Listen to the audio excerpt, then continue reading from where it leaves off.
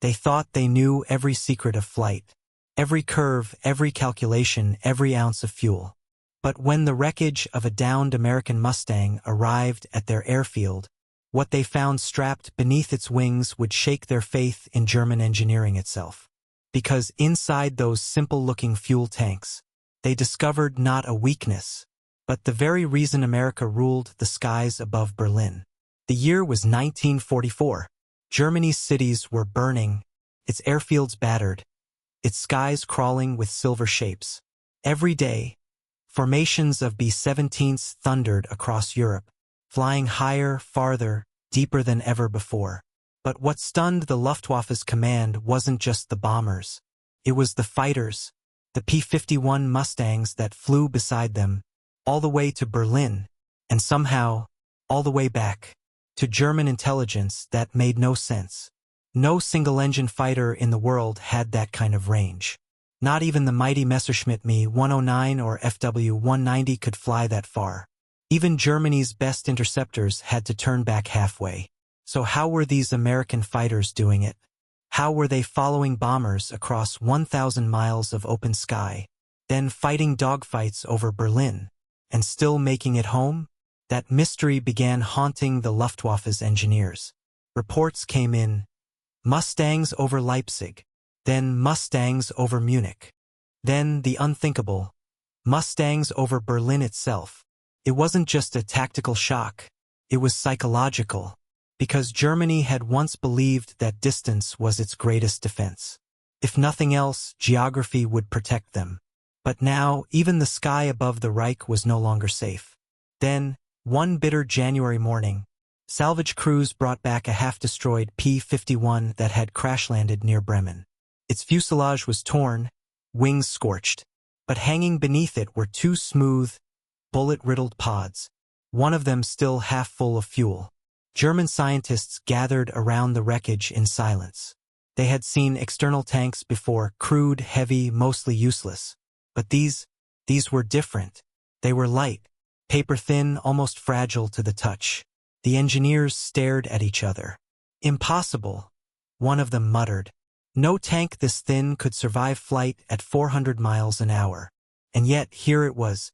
When they cut one open, they realized it wasn't made of metal at all.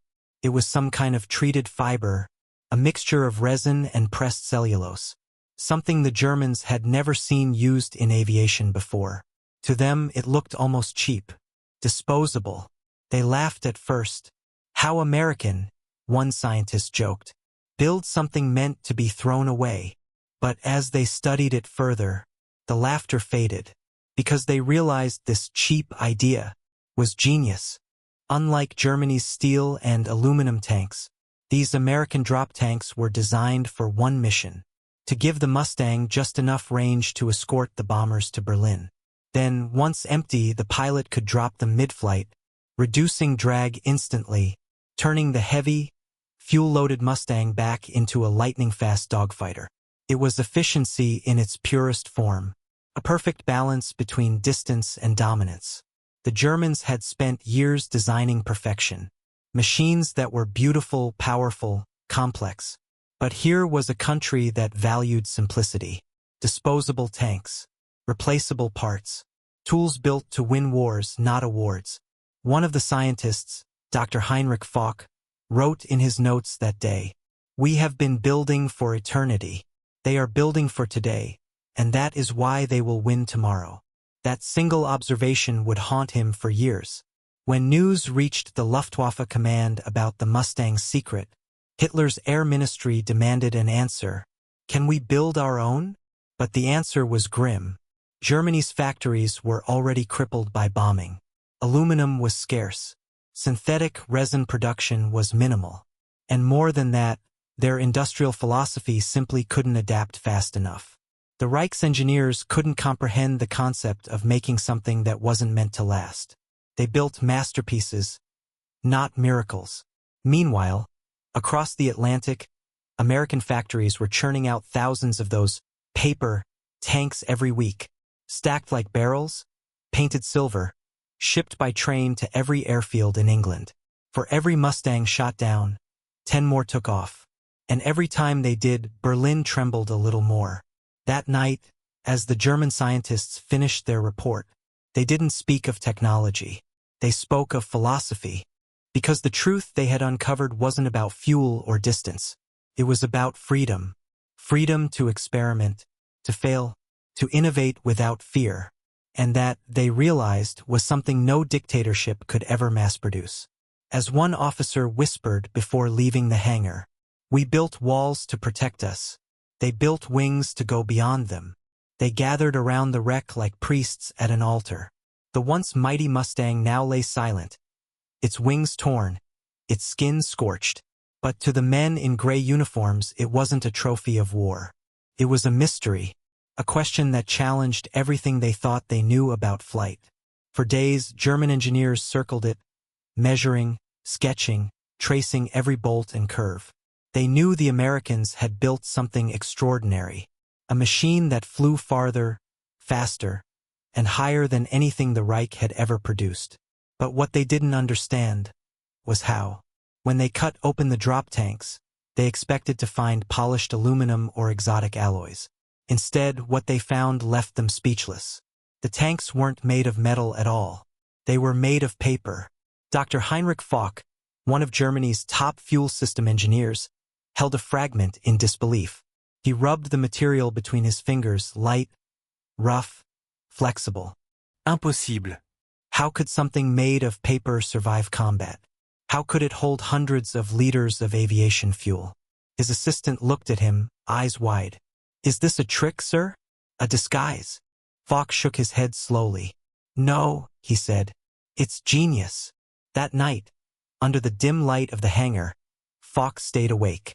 He stared at the strange tanks for hours, thinking of what they represented. To most, it was just a piece of equipment. To him, it was a symbol of freedom, because only a nation truly confident in victory would dare make something disposable. Germany's war machine was built on the belief that nothing should be wasted, that every screw, every bolt, every gram of steel must be perfect and permanent. But the Americans, they had built something meant to be used once and thrown away. And in doing so, they had given their pilots what mattered most, range. Falk began to calculate. The weight saved, the drag reduced, the fuel efficiency gained. Each number painted the same picture. This simple, fragile idea had changed the skies. Within weeks, he sent a report to Berlin requesting authorization to replicate the tanks. The answer came back in a single line. Wasteful. Ingerman. Denied. But Falk couldn't let it go. He gathered a small team of engineers who believed in him, men tired of following orders that led nowhere. Late at night, behind locked doors, they began building their own version of the American drop tanks. They scavenged cellulose, glue, and resin from what little remained in their workshops. Each piece was pressed, layered, and baked under makeshift heaters. When the first tank was finished, it looked fragile, almost laughable. One of the mechanics tapped it and smirked. This would never survive a single mission. Falk smiled faintly. Let's find out. At dawn, they attached 2 of the paper tanks to a captured FW-190 fighter.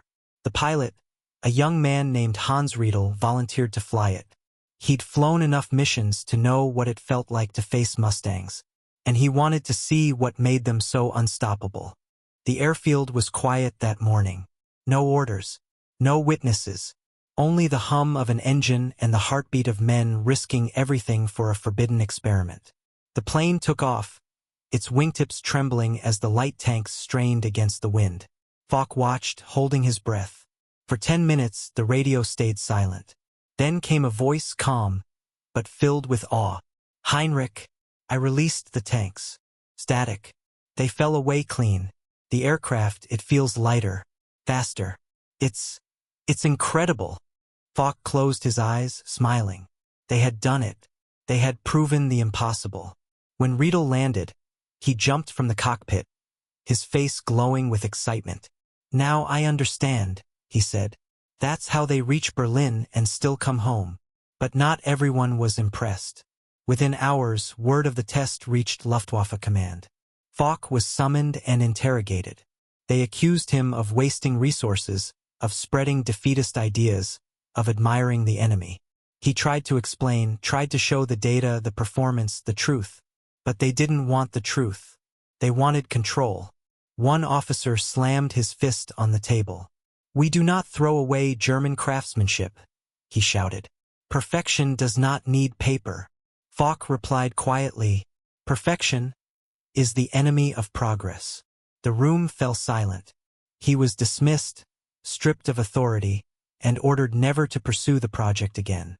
That night he returned to the hangar. The Mustang's wreck still sat there, silent, defiant, beautiful. He placed his hand on its wing and whispered, "You carried more than fuel. You carried an idea." He spent the next few weeks writing one final report, not for the generals but for himself. He detailed everything, the materials, the tests, the results. But in the final pages, his tone changed. It became something personal, almost poetic. He wrote, "The Americans permit their engineers to fail. We are not even permitted to dream. Innovation is not born from fear, it is born from freedom." He sealed the report, stamped it urgent, and sent it through official channels. It was intercepted the next day, returned with a single word across the cover: "Rejected." Falk stared at the stamp for a long time. Then quietly he laughed, not out of amusement, but realization. For the first time he saw what Germany had truly lost. Not just the war in the skies, but the war of the mind. Weeks passed. The Allied bombing intensified. Every day, the sound of explosions came closer. And yet, through the chaos, Falk felt a strange calm, because he finally understood something that no propaganda could erase. The Americans were not winning because of their machines. They were winning because of the people who built them, people allowed to think, to fail, to create. One night, as the sirens wailed in the distance, Falk sat beside the Mustang once more. He ran his hand over its fuselage, tracing the bullet holes, and whispered softly, "You were made by men who believed in freedom. And that belief made you invincible." The lights flickered as another bomb hit nearby. Dust rained from the ceiling. He knew it was only a matter of time before the hangar, and everything in it was gone.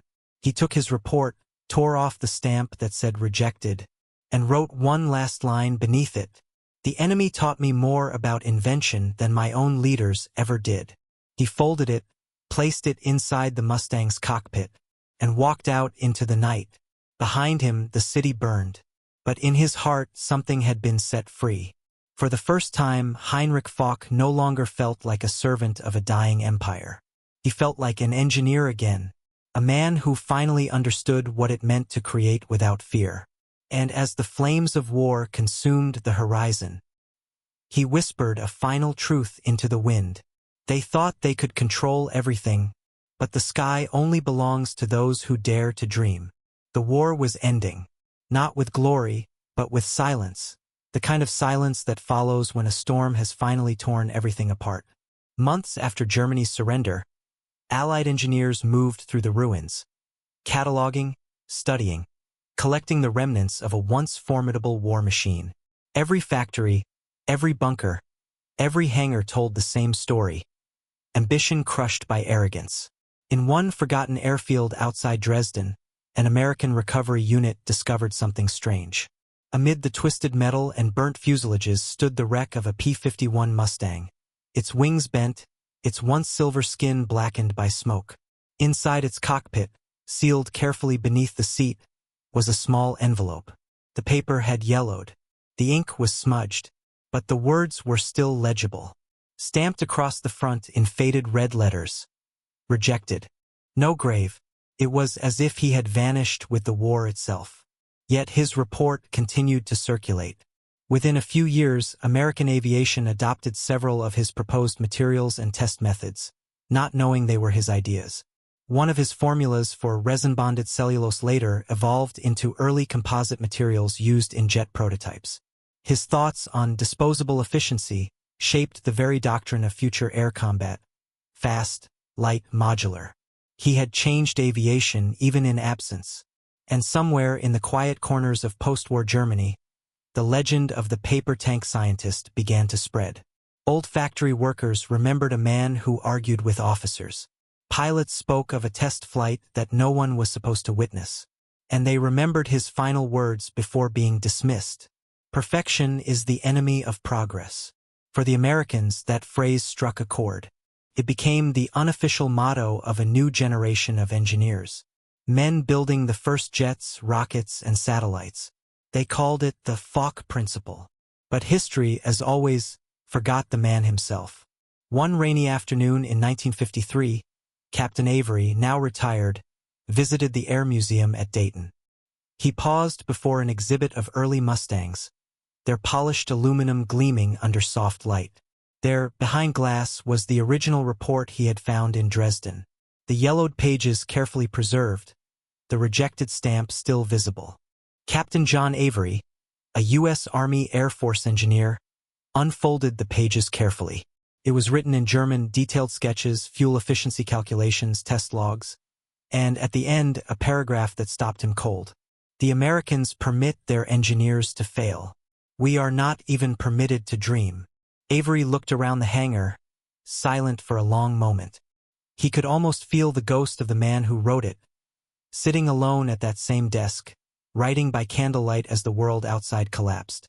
He turned to his crew. Gentlemen, whoever this man was, he wasn't our enemy. He was one of us. The report was sent back to England for translation and study. Weeks later, inside a dim office at Wright Field, Ohio, a group of U.S. engineers sat reading it in stunned silence. The details were extraordinary, not just technical but visionary. The writer, Dr. Heinrich Falk, had understood the purpose of the paper tanks better than many of the Americans who built them. He had seen beyond the machinery into the philosophy that made it possible. For the American engineers, it was humbling. The war had been about victory, but this was about understanding. When the chief engineer at Wright Field finished reading, he leaned back and said softly, "We fought men like him, but men like him will build the future with us." Months turned into years. Germany was rebuilding, its cities rising again from ashes and memory. Many former scientists and engineers found themselves working for the very nations they had once fought against. Some under Operation Paperclip in the U.S., others quietly hired in Britain or France. But Heinrich Falk was nowhere to be found. His name appeared on no list, no family. He smiled faintly. "Funny," he murmured. The best idea of the war was the one no one wanted. A young museum curator standing nearby overheard him. "Sir, did you know the man who wrote it?" Avery shook his head. No. "But I feel like I did." He looked at the Mustang again. "Because every engineer who dares to dream, that's him." Outside, rain tapped gently on the glass windows. Thunder rolled in the distance, and for a brief second, Avery imagined the sound of engines, the roar of P-51s slicing through the clouds, their paper tanks falling away into the wind. He whispered to himself, "Freedom gives wings even to paper." Far across the ocean, in what had once been Saxony, an old man sat alone by a window overlooking the ruins of his village. His hands were rough, his hair silver. He spent his days repairing farm tools, fixing radios, mending what the war had broken. His name, written carefully on his identification papers, was Heinrich Falk. He lived quietly, anonymously, never speaking of what he had done.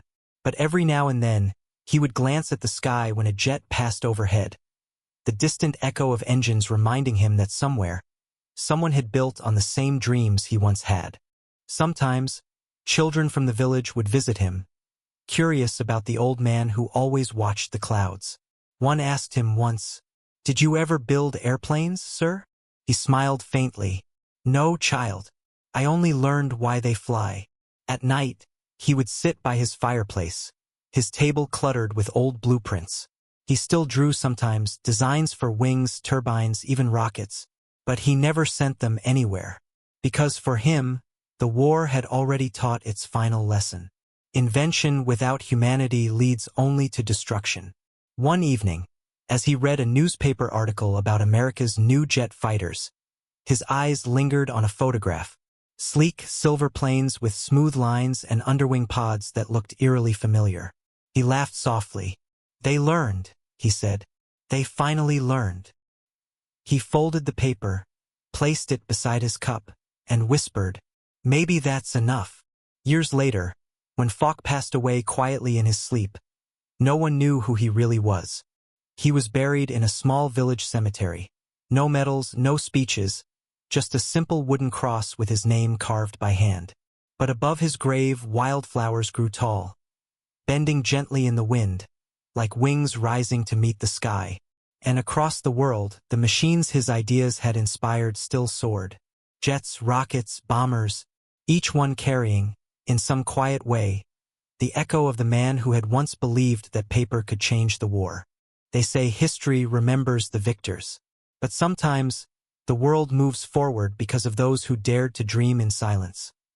Years passed. The world changed. But the lessons born from war, and from the people who lived it, never truly faded. By the early 1950s, the sound of propellers had given way to the scream of jet engines. The skies that once belonged to Mustangs now roared with Sabres and MiGs. Faster, higher, deadlier. But beneath every new design, buried deep inside the blueprints and equations, there remained a whisper from the past. A signature left behind by men like Heinrich Falk. At Wright Field, where America's next generation of engineers were shaping the jet age, a quiet respect lingered for those who had once been their enemies. In the staff room of Building 86, pinned between posters of new swept-wing prototypes, hung a framed copy of Falk's original notes. The heading was faded, but the words were still legible. "True progress is not born of power, but of freedom." Every new recruit who walked into that room read it, even if they didn't know who had written it. To them, it was simply the truth. Captain John Avery, now much older and working as an advisor to the Air Research Bureau, would sometimes stand by that frame, his hands in his pockets, staring in silence. For him, it was more than a relic. It was a reminder of the cost of arrogance, the beauty of curiosity, and the fragile thread that connects enemies when they both choose to build instead of destroy. One evening, during a project review, a young engineer asked him, "Sir, do you ever think we'll stop needing wars to push technology forward?" Avery smiled, weary but gentle. "I hope so, son. Maybe one day we'll learn that imagination can be its own battlefield, and victory doesn't always need enemies." The young man nodded, not fully understanding. But Avery could see in his eyes the same spark that once burned in his own, the same spark Falk must have had. Meanwhile, across the ocean, in the reborn Germany of the 1950s, a new generation was rebuilding, not for conquest but for creation. Factories buzzed again. Universities reopened.